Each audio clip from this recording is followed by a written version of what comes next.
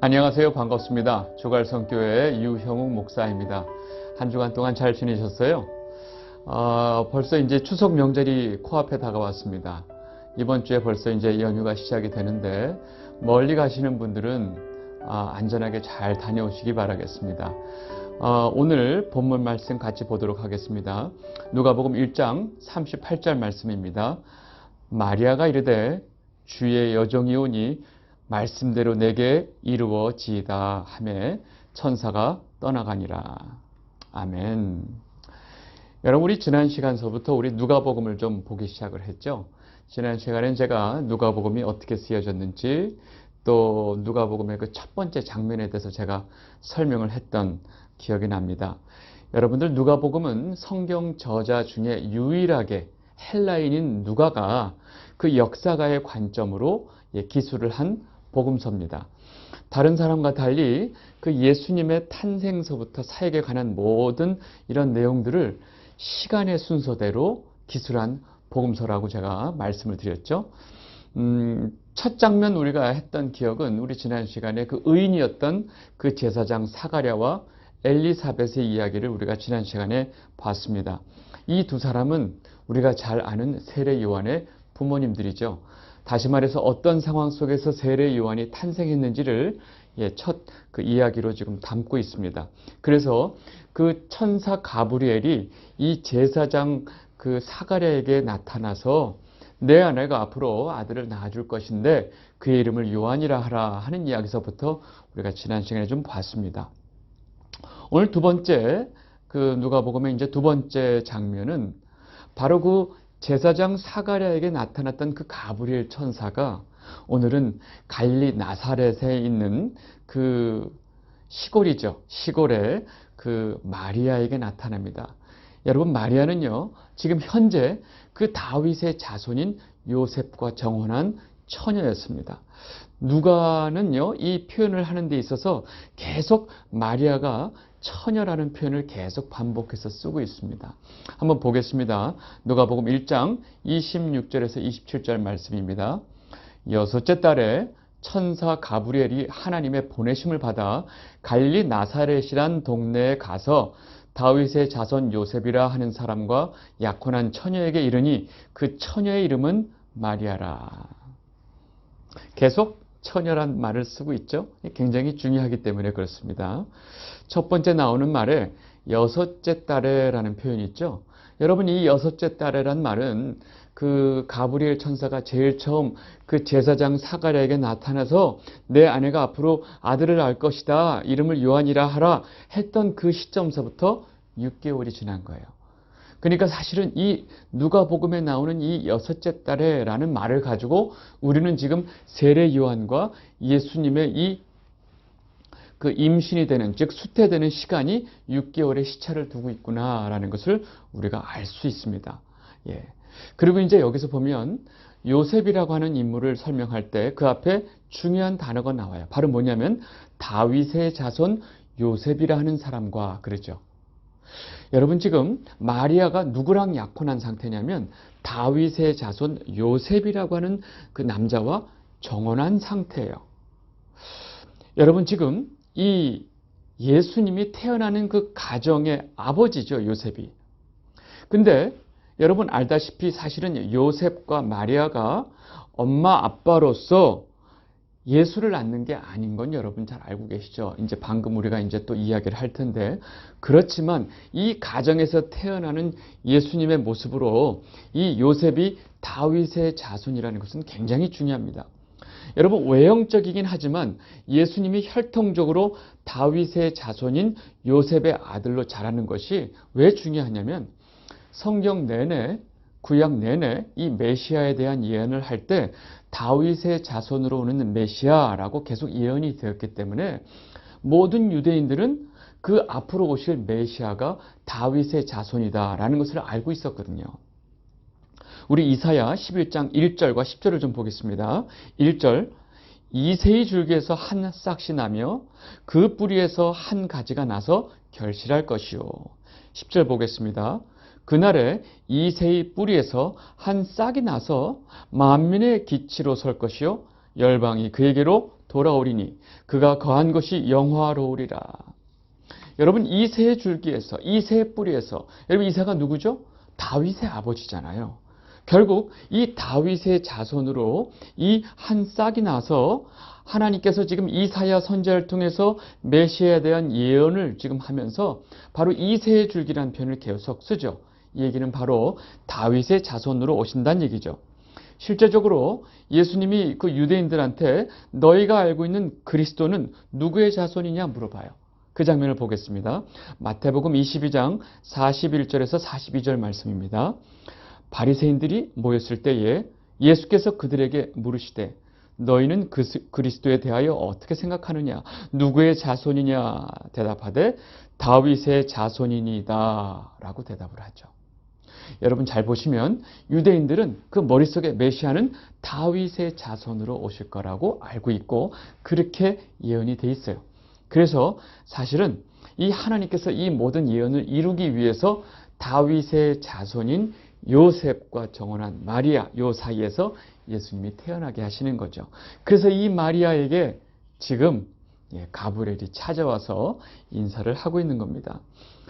여러분 지금 그 가브리엘 천사는 먼저 그 사가랴에게 나타났지만 사실 이제 진짜 중요한 인물을 가지고 왔어요. 바로 그 예수 그리스도가 이 땅에 오시는 그 소식을 제일 처음 마리아에게 전하러 온 겁니다.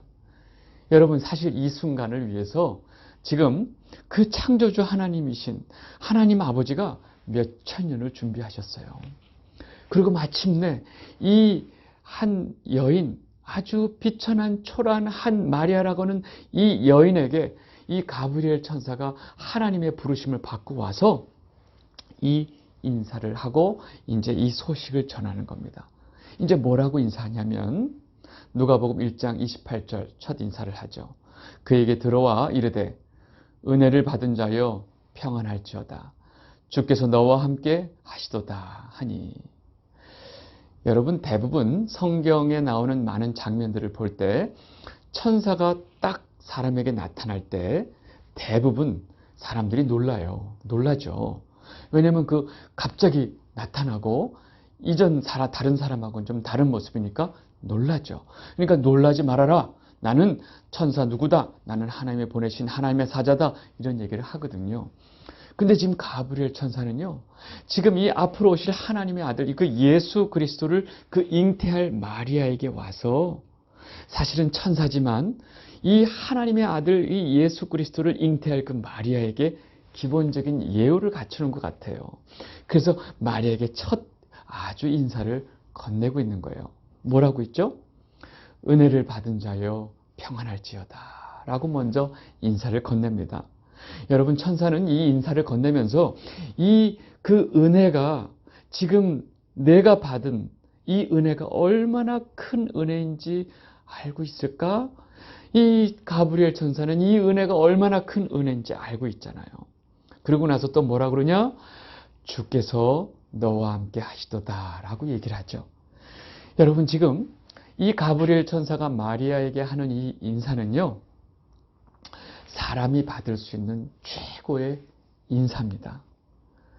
여러분 지금 그 가브리엘 천사에게 그 인사와 소식을 지금 마리아가 받고 있는 거예요. 왜요? 마리아는 정말 하나님에게 큰 은혜를 받은 자이기 때문에 그렇습니다. 여러분 여기서 굉장히 놀라운 사실이 있어요. 뭐냐면 저와 여러분, 우리 이 성도는요.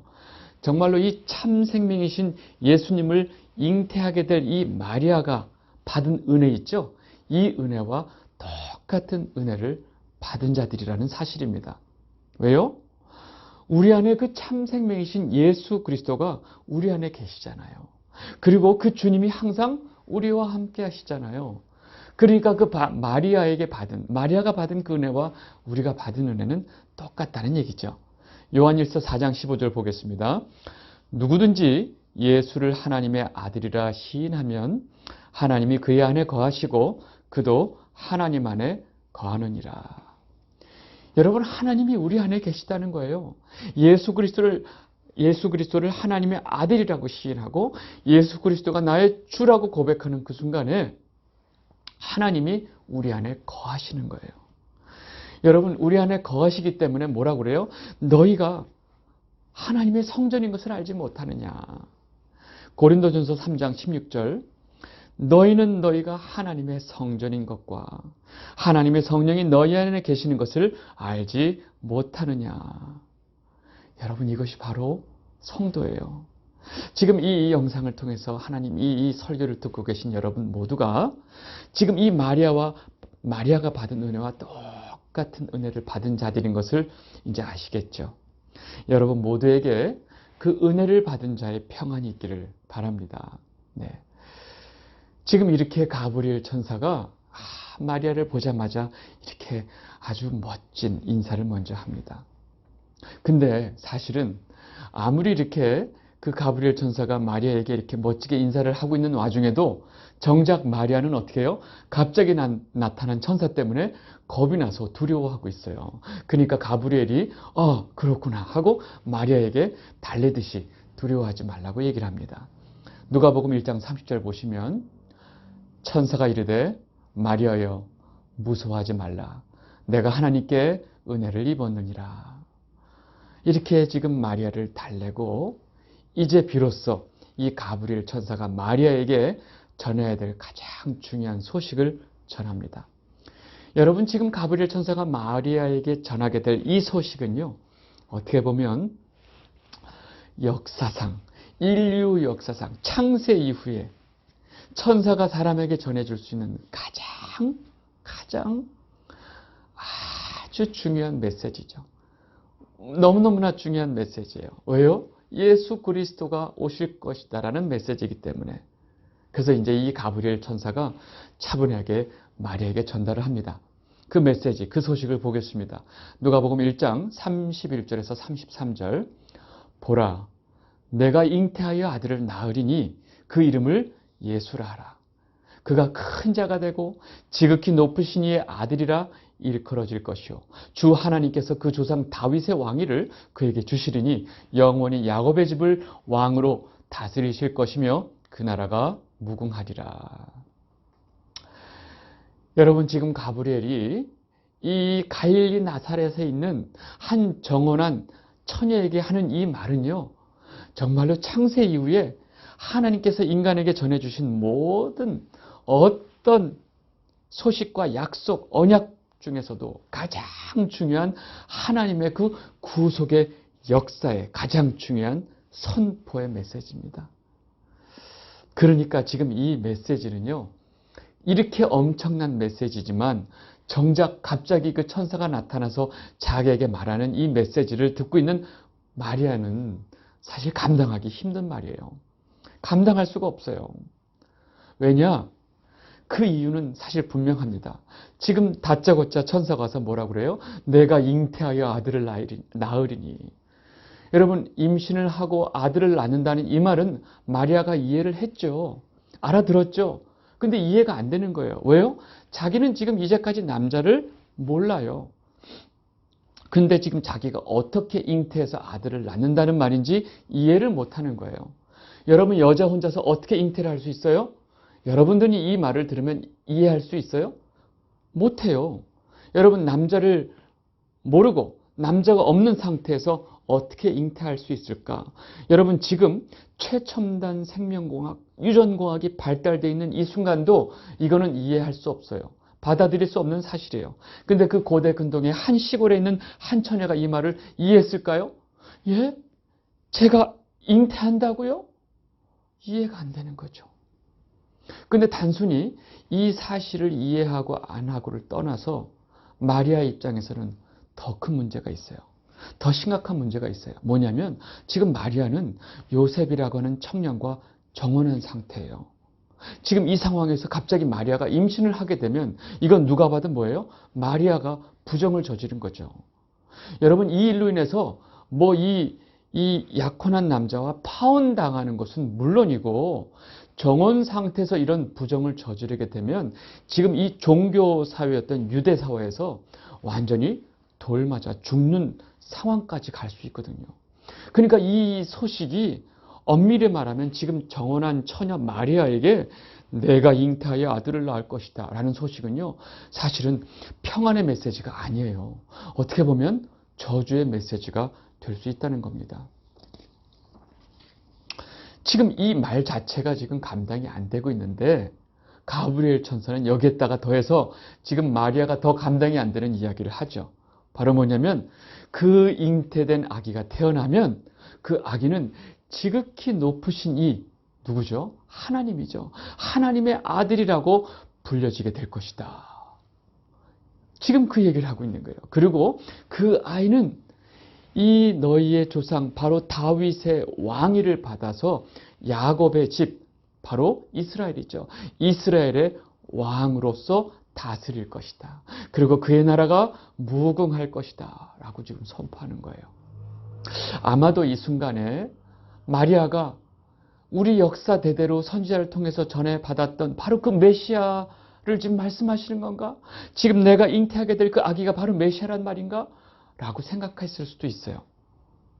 놀라운 건 지금 이런 가브리엘의 지금 감당할 수 없는 놀라운 메시지가 지금 마리아에게 지금 전해졌죠.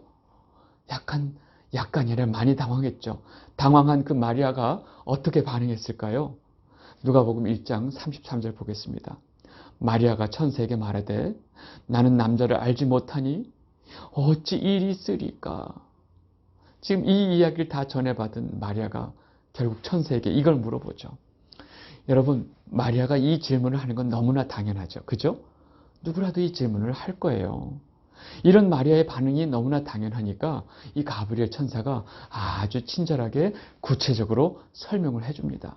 누가복음 1장 35절 천사가 대답하여 이르되 성령이 내게 임하시고 지극히 높으신 이의 능력이 너를 덮으시리니 이러므로 나실 바 거룩한 이는 하나님의 아들이라 일컬어지리라. 여러분, 지금 가브리엘 천사가 너무나 상세하게 설명해 주고 있어요. 마리아야, 잘 들어라. 너는 성령이 내게 임하게 될 것이고 지극히 높으신 이 하나님의 능력이 너를 덮을 거야. 그러면 그렇게 네가 지금 잉태가 되는 거야. 그리고 네가 그렇게 임신이 되는 거야. 그리고 그렇게 잉태가 돼서 태어나실 이는 아주 거룩하신 분이야. 왜냐하면 그분은 하나님의 아들이기 때문이야 라고 좀 설명하는 거예요. 너무 친절하게 설명해 주고 있는데 이 설명 역시 지금 마리아는 이해가 안 되겠죠. 여러분, 지금 이 소식이 여러분들에겐 이해가 되시나요? 남자 없이 한 여인이 성령으로 잉태했다고 하는 이 사실이 여러분들은 이해가 되시고 믿겨지세요? 여러분, 우리는 한 가지 알아야 됩니다. 그것이 어떻게 됐을까? 우리가 지금 과학적으로 이것이 말이 되냐? 지금 그 얘기를 할 게 아니고 왜 하나님이 이 방법을 택하셨을까? 왜 예수님을 이 땅에 보내실 때 성령으로 이 예수님께서 마리아에게 잉태되셔서 태어나셨을까? 여러분 물론 다 알고 계시겠지만 그래도 한번 또 이것 때문에 궁금해하시는 분들이 있기 때문에 제가 간략히 설명을 하겠습니다. 여러분, 이스라엘 백성들이 하나님께서 주신 율법에 의해서 매년 또 매 순간 그 제사를 드렸죠. 여러분, 이 제사는 뭐죠? 바로 하나님과 이스라엘 백성들이 만날 때, 이스라엘 백성들이 하나님께 나아갈 때 그 가장 걸림돌이 되는 게 뭐죠? 바로 이 인간들의 죄죠, 죄. 이 죄 문제를 해결하기 위해서 제사를 드리고 하나님 앞에 나아갈 수 있는 길을 열어주신 거예요. 그래서 제사를 드릴 때 반드시 이 죄의 문제를 해결하기 위해서 제사를 드리는데 죄의 문제를 어떻게 해결해요? 흠없고 점 없는 어린 양이 대신 피가 흘려지고 죽임을 당해야 그 죄가 해결이 되고 이 죄 있는 이스라엘 백성이 하나님 앞에 나아갈 수 있는 것이 바로 제사를 주신 거예요.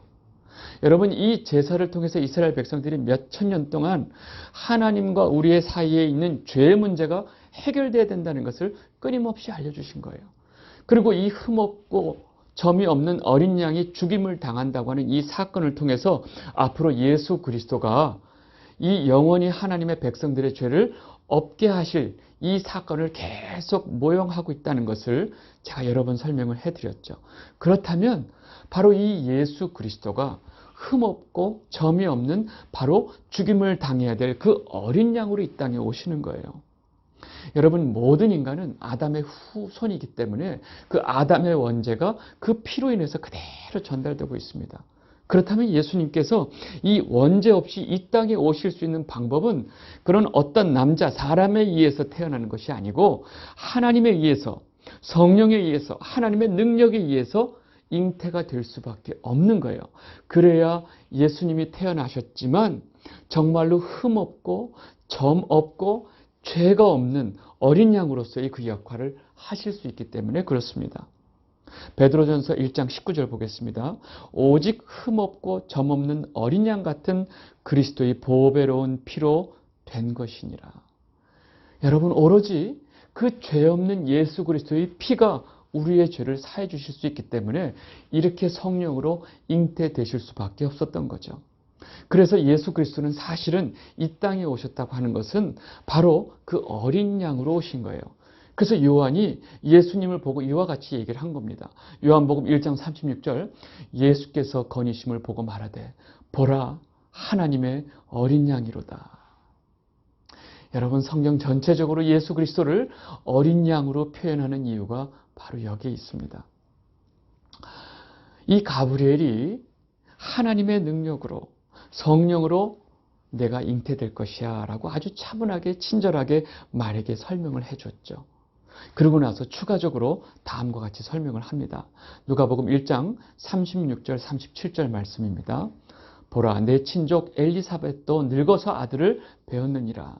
본래 임신하지 못한다고 알려진 이가 이미 6달이 되었나니 대저 하나님의 모든 말씀은 능하지 못하심이 없느니라.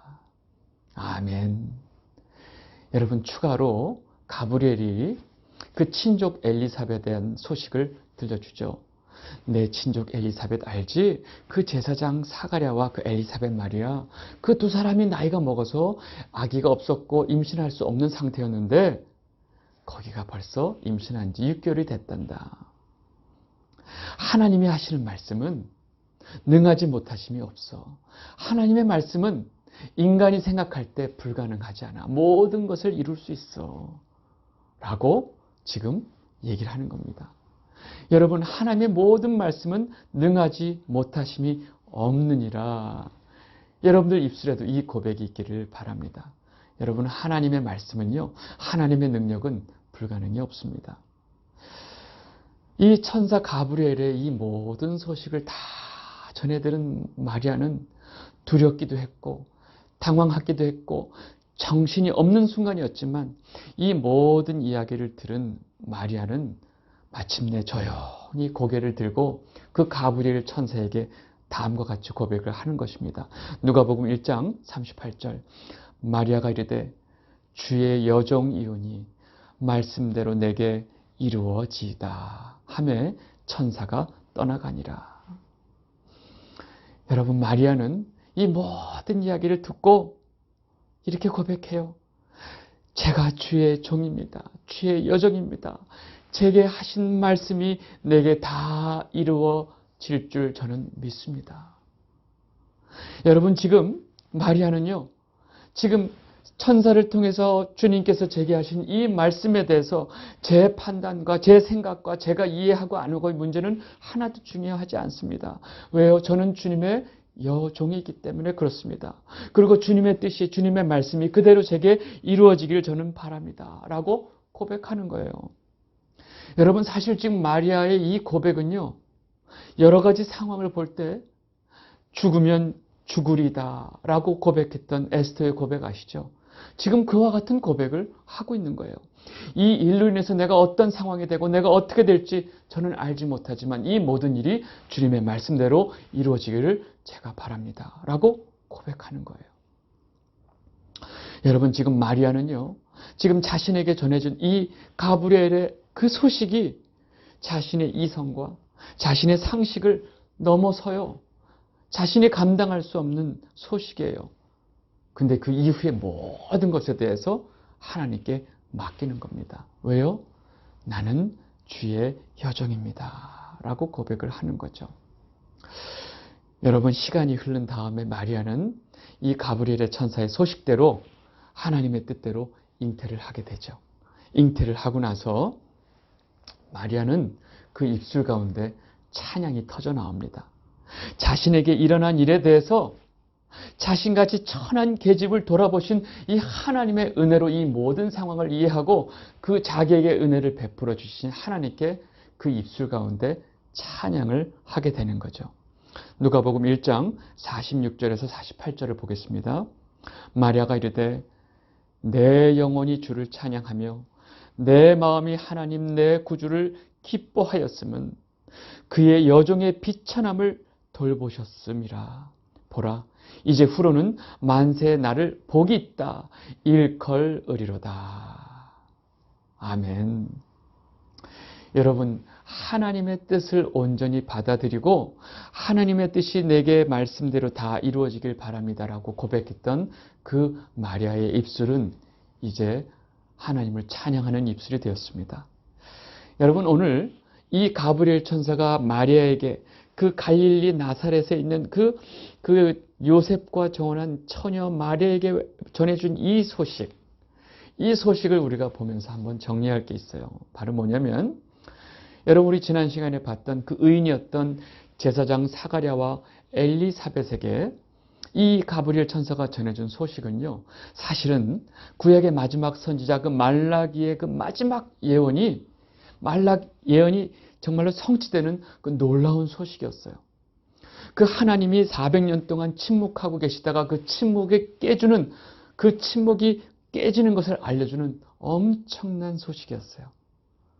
그렇지만 동시에 그 소식은요, 한평생 그 부끄러움과 수치 속에 살았던 그 엘리사벳에게 내가 그 수치와 부끄러움을 없애주겠다 하는 또 하나의 소식이기도 했죠.